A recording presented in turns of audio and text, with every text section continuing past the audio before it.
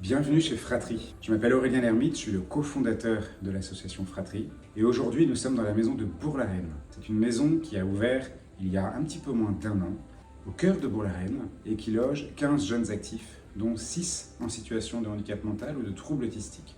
Et dans cette maison, ils vivent comme dans n'importe quelle colocation ordinaire, une relation d'égal à égal, et chacun grandit dans sa vie.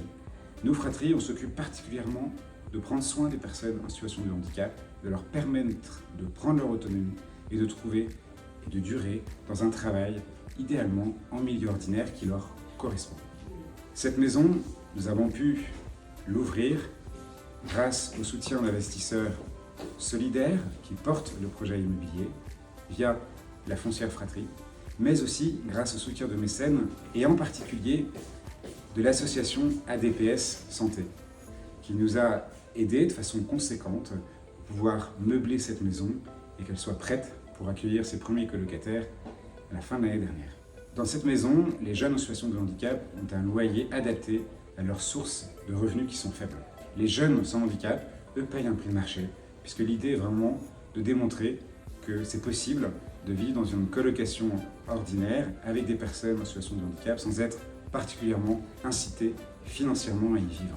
Donc ça, c'est puissant pour les personnes avec handicap parce qu'enfin, elles peuvent vivre pas uniquement entre personnes en situation de handicap. Une vraie relation d'égal à égal. Ici, c'est une maison où chacun peut se projeter longtemps.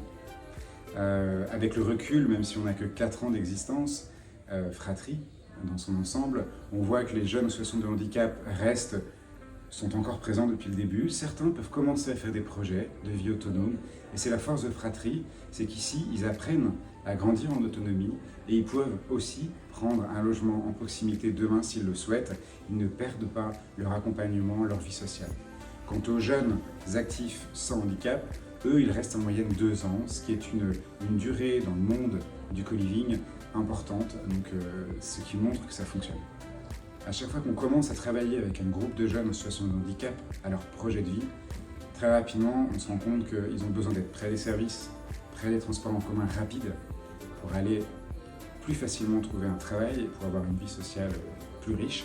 Donc forcément, nos maisons, elles sont systématiquement près des commerces, près des services médico-sociaux et près d'un transport en commun. Ici, on est à 10 minutes à pied du RER qui vous emmène en 20 minutes au cœur de Paris.